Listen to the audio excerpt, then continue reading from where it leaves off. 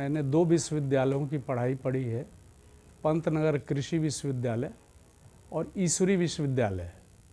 दोनों पढ़ाइयों का सार मेरे पास है, पूरा कृषि विभाग का अनुभव है। पूरे जीवन कृषि विभाग में मैंने सेवा की है। जिला कृषि अधिकारी से निदेशक कृषि विभाग के पद तक रहा हूँ, तो पर्याप्त अनुभव है। खुद ही किसान है, बचपन से किसान खेती किए हैं। अभी भी 56 प्रकार के सब्जियों का उत्पादन मैं यहाँ भी करता हूँ, ठीक है, अपने लिए, और अन्न और इत्यादि की सारी व्यवस्था बिना फर्टिलाइजर पेस्टिसाइड के प्राकृतिक प्रायोगिक यौगिक खेती करता हूँ, बिना रसायन के करता हूँ। देखिए, सबसे बड़ी बात ये है भारतीय कृषक दल में आने का कि एक तो ये नई पार्टी है, जीरो बजट है, जीरो भ्रष्टाचार है, जीरो एमएलए है, कोई है नहीं। तो इसलिए मैं इसमें हम मुझको एक तरीके से, मेरा अब राजनीति में कोई वो औचित्य नहीं आने का, लेकिन मैं देख रहा हूँ कि राजनैतिक का मतलब ही होता है नैतिकता का पाठ। नैतिकता के पाठ के और नैतिकता के राज्य को सभी लोग भूल गए, जिसको राम राज्य कहते हैं। मोरालिटी सब गायब है। कहते भी हैं लोग कि धन गया तो कुछ नहीं गया, स्वास्थ्य गया तो कुछ गया, चरित्र गया तो सब कुछ चला गया है। तो इस समय राजनीतिक पार्टियां भी, सभी पार्टियां, विश्व की सारी पार्टियों के बारे में मैं कह रहा हूं कि ये एक तरीके से देखा जाए तो ये माया की प्रवृत्ति की पार्टियां हो गई हैं। यानी काम, क्रोध, लोभ, मोह, अहंकार के गिरफ्त में सभी लोग आ चुके हैं। तो मैं इसमें ईश्वरी विश्वविद्यालय का भी 26 वर्ष की पढ़ाई पूरी करके, और इसमें इसलिए आया हूँ कि जब तक पवित्र जीवन नहीं होगा, बी होली बी योगी, तब तक हम लोग जो है किसी व्यवस्था को सही नहीं कर सकते हैं। क्या आपने ऐसी कमियां देखी पूर्वी विधानसभा में कि आपको चुनाव लड़ने की जरूरत पड़ गई? नहीं, मैं केवल पूर्वी विधानसभा क्षेत्र की बात नहीं कर रहा हूँ, पूरी दुनिया में कमियां ही कमियां आ गई हैं। ऐसा कोई व्यक्ति नहीं है, ऐसा कोई मनुष्य नहीं है इस दुनिया में जिसमें कमी न हो।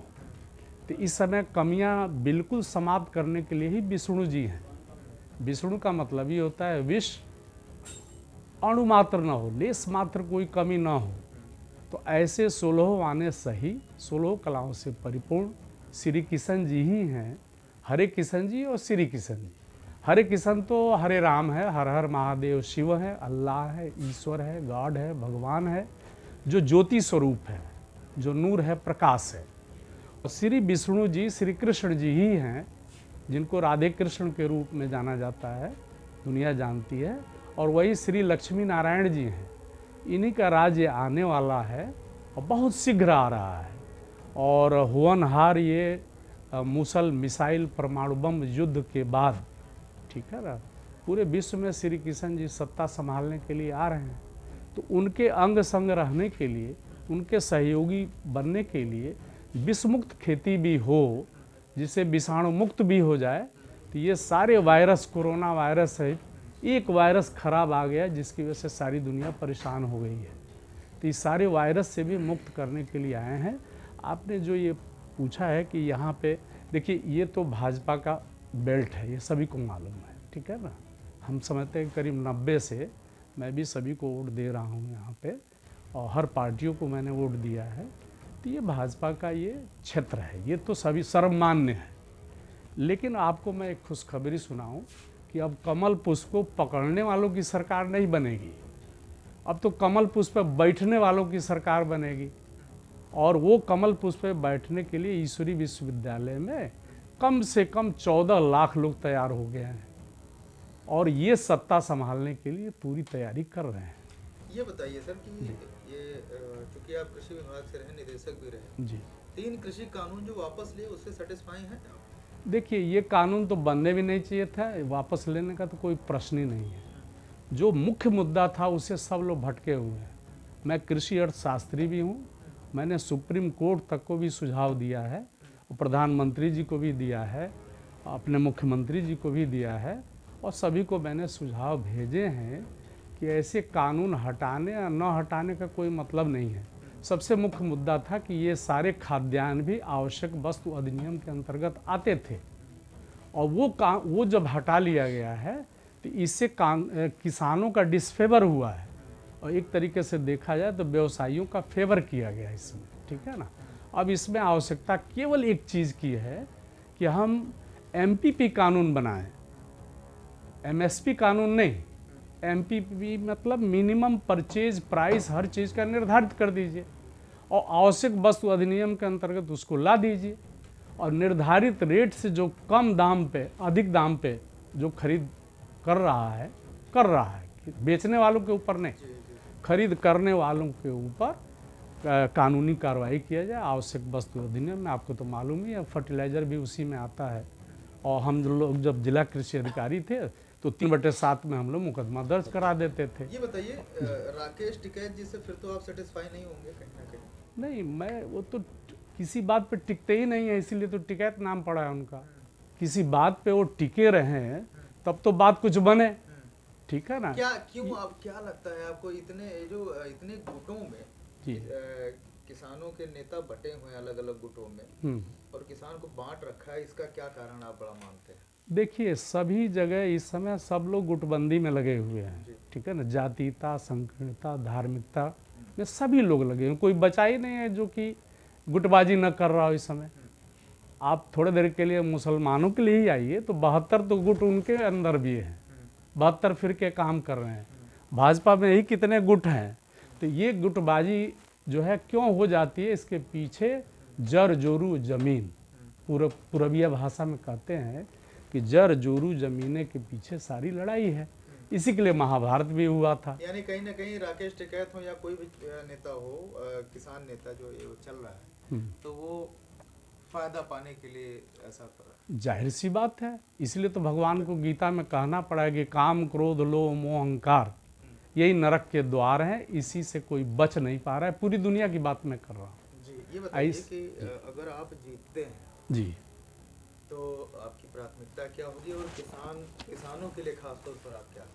देखिए, सबको जो है एक तो एक समान निःशुल्क शिक्षा की व्यवस्था हम करेंगे, ठीक है ना। ये बहुत आसान काम है और इसके लिए कोई सोचे कि सबको कैसे कर लेंगे, तो इसके लिए मेरे पास उपाय है, क्योंकि मैं कृषि अर्थशास्त्री भी रहा हूँ।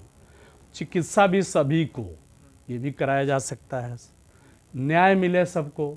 अब देखिए, क्लास 4th एम्प्लॉय के ही बारे में मैं कह रहा हूँ कि 2010 में मायावती जी के समय में ये नौकरी जो है इन लोगों की समाप्त कर दी गई है और सेवा प्रदाता के माध्यम से किया गया है। उसके बाद से सपा की पार्टी की सरकार भी आई, उन्होंने भी इस पर कोई कार्रवाई नहीं की, ख़त्म नहीं हुआ। उसके बाद से भाजपा की भी सरकार आई, इसको ख़त्म नहीं किया। आप बताइए, क्लास 4th ही सबसे कमज़ोर हैं जिनकी नौकरी समाप्त कर दी जाए और सेवा प्रदाता के माध्यम से रहें। क्यों ना IAS अधिकारियों की नौकरी जो है सेवा प्रदाता के माध्यम से कर दिया जाए। तो मैं ऐसी व्यवस्था कायम करूंगा जिसमें कि एक समानता रहे, न्याय मिले सबको। और देखिए, न्यूनतम खरीद मूल्य कानून ला करके, ठीक है ना, ये किसानों की सबसे बड़ी समस्या है। देखिए, मुख्य मुद्दा ये है कि 100 रुपये का धान का उत्पादन हो रहा है तो उसके पीछे आज के डेट में 50 रुपये से लेकर 150 रुपये तक तो खर्चा आ रहा है, ठीक है ना। और ये खर्चा उसका आ रहा है 50 रुपये, जो कि 24 घंटे खेत में लगे रहते हैं। उनका 50 रुपये जो मार्जिन मिल रहा है, लाभांश जो भी मिल रहा है, वो एक तरीके से कहिए तो श्रमांश है उनका मैनेजरियल कॉस्ट है, उनका प्रबंधन का उनको पैसा मिल रहा है कि 24 घंटे खेत में लगे हुए हैं। लेकिन जितने भी दूरदर्शन से खेती करते हैं या दूर रह करके खेती करते हैं, उनका खेती का खर्चा 100 रुपये से लेकर 150 रुपये तक है। अब बताइए, 100 रुपये का तो उत्पादन हो और 100 रुपये आपका खर्चा हो जाए तो फिर लाभ क्या है? तो धान की खेती में तो बिल्कुल लाभ ही नहीं है। सही पूछा जाए तो इतने खर्चे इधर बढ़ गए हैं कि धान की खेती में कोई लाभ नहीं है। गेहूं की खेती में तो थोड़ा बहुत लाभ भी है, गन्ने की खेती में तो थोड़ा बहुत लाभ भी है, लेकिन धान की खेती में कोई लाभ नहीं है। तो किसान का मुख्य मुद्दा ये है कि उनको लाभ मिले। अभी देखिए, 2022 तक दूनी आमदनी करने के लिए माननीय सरकारें, केंद्र की भी और राज्य की भी सरकारें पूरी प्रयत्नशील रही हैं, लेकिन 2022 तक जो है दूना नहीं हो पाया है। देखिए, कारण ये है कि एक योगी जी और एक मोदी जी, ठीक है ना, थोड़े देर के लिए पूरी व्यवस्था में परिवर्तन नहीं ला सकते हैं, क्योंकि उनके सारे अधिकारी कर्मचारी तो हम ही लोग हैं। तो आपको क्या लगता है, आपकी बार अवसर देना चाहिए फिर योगी जी को? नहीं, योगी जी को क्यों अवसर दिया जाना चाहिए? राजयोगियों को अवसर दिया जाना चाहिए, जो राजा बनाने की। जनता से क्या अपील करेंगे आप? देखिए, राष्ट्रीय महासचिव भारतीय कृषक दल और प्रभारी उत्तर प्रदेश, आज लखनऊ में हूँ। लखनऊ पूर्वी विधानसभा से हमारे पार्टी के किसान मोर्चा के राष्ट्रीय अध्यक्ष, उत्तर प्रदेश कृषि विभाग से सेवानिवृत्त पूर्व कृषि निदेशक आदरणीय श्री विनय प्रकाश श्रीवास्तव जी यहाँ से चुनाव मैदान में हैं, और हम सब मिलकर के लखनऊ पूर्वी क्षेत्र की आम मतदाता से केवल ये अपील करने का प्रयास कर रहे हैं कि हम उत्तर प्रदेश की राजधानी क्षेत्र से हैं। यहाँ पर बहुत ही बुद्धिजीवी मतदाता हैं। उत्तर प्रदेश की जनता, आम जनता को वास्तव में सही रास्ते पर विकास के बढ़ने के लिए कौन कौन सी चीज़ों की ज़रूरत है, प्रदेश को उत्तम प्रदेश बनाने के लिए किस दिशा में ले जाने की ज़रूरत है, और किस प्रकार से मतदाता को लुभावनी चीज़ों के माध्यम से भटका करके विकास की और मानवीय विकास की दिशा को भटकाया जा रहा है, उससे बचने की ज़रूरत है।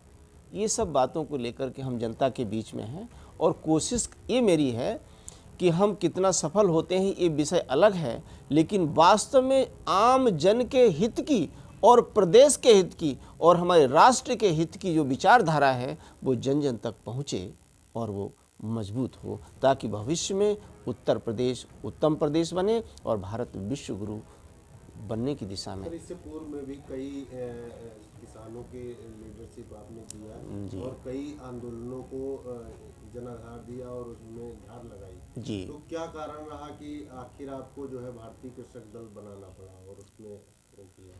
आप देख रहे हैं, हमारे प्रदेश को देख लें और देश को देख लें, जहाँ पर किसानों की समस्याओं को लेकर के मैं जब इंटरमीडिएट में छात्र जीवन में था तो उस समय कुछ ही किसानों के मसीहा दिखाई देते थे, लेकिन जैसे जैसे आगे समय बदला गली गली किसानों के मसीहा पैदा हो गए, और उन सब ने अपने अपने प्रयास किए, अपनी अपनी खींचातानी की, और समस्या यहाँ तक बढ़ गई कि आज किसान आत्महत्या को मजबूर है।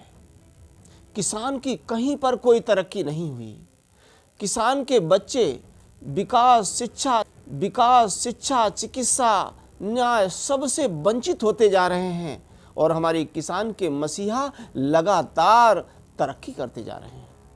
इसलिए मजबूर होकर के हम लोगों को भारतीय कृषक दल का निर्वाचन आयोग में पंजीकरण कराना पड़ा। कि विचार क्या है और उनकी मांग क्या है? सरकार से मांग की बात की जाए तो आपकी मांग क्या है? हमने सरकार को लगातार